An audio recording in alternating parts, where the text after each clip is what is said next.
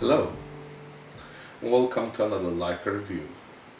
Today we are going to be reviewing one of Leica's very best lens, namely Leica APO 50mm f2.0.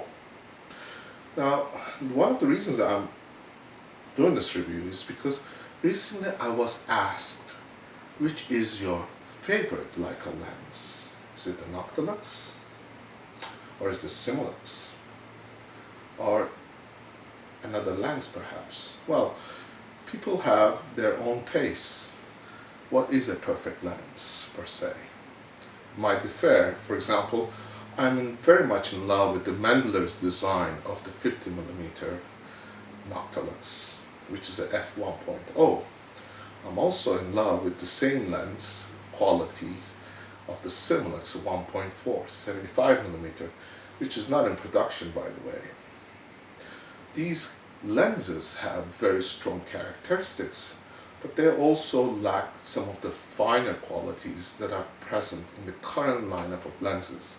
So when I was asked which is one of my favorite lenses, well, it was not the Noctilux, but the 50mm apo-summicron. Now, you might ask, why is it you prefer an f2 when you can get a Summicron with an f1.4 for half the price? Now, half the price you get a Summicron, but you have to pay twice the price to get an apochromatic Summicron, and that is almost 3 times the cost of a normal Summicron. So why the difference? Well, let's begin with the simple facts. This lens, which has 8 elements and 5 groups, is about 300 grams. So what that means is it's very light. It beautifully sits on a camera, not heavier than the regular Summicron.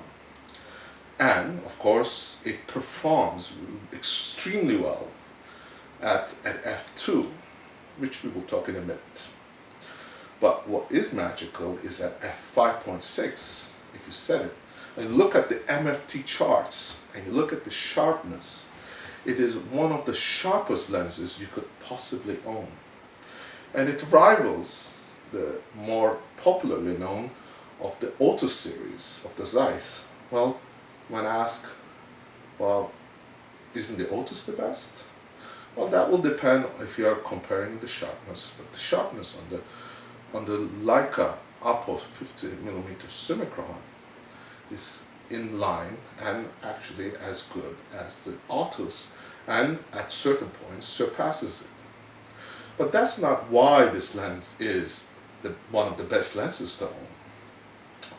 One of the lenses' main characteristics is the fall off. You see, if you have an object or a subject that is in focus and you're taking a photograph, if the fall off into depth of field is very fast, it will provide a separation, what we call the 3D effect on the image that is almost impossible to duplicate with cheaper lenses, and it requires a very high level of sophistication to create, and that is far more important in terms of creating a bokeh, or a bokeh as some might call. And that's one of the reasons why you would want to have a camera that is as good as the lens. So when you put it on a Leica M240, what you are having is a very high definition, high sharpness, combined with a very beautiful bokeh that is smooth, it's beautiful in transition, and has a very sharp fall off. So let me demonstrate this in better terms. Let's say you are shooting in low light and you turn the aperture to f2. What will happen is the contrast will drop dramatically because the available light is low. So what happens with the apo-summicron is that it produces a very high contrast even when the lens is open, wide open at aperture at 2. Secondly, if you are going to shoot, let's say, nature, or you want to get a very sharp image from corner to the center, then setting it at a 5.6 provides an incredibly beautifully detailed image. Almost rivals what we call the Leica S series type of lenses, which is the medium format. Now, if you are able to approach a medium format quality on a full frame, then you have a lens that is very accurate. Now, speaking of accuracy, this lens also is called apochromatic, which is short, what we say APO. And that means that chromatic aberration is almost nil. Even at very challenging circumstances where you will see very strong contrasts, which will cause the images to have chromatic aberration, or purple fringing as some might say, is ruled out. So what happens is, if you are photographing and you have eliminated the chances of distortion, chromatic aberration, you have achieved sharpness, and if you wish to have bokeh, then you have created a lens that is truly spectacular. Hence, the cost is high. Of course, they use high quality optics, exotic glass, and a very solid build, and a compact size. In effect, resulting in a lens that has outperformed most of the lenses in the competitors' market, but also perhaps surpassed most of the lenses in the Leica's lineup. Some might say, how does it compare to the Noctilux? Well, that's very simple. Noctilux has a very beautiful bokeh, but does not compete in the same league in the apochromatic aberration situations as the APO, hence the APO lens, the Summicron.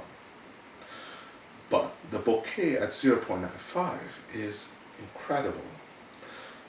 Now, if you are to photograph with the Summicron, and if you set it at f2, you will get a very similar bokeh, but you will not have it as fast at f1.4 or the 0.95 aperture.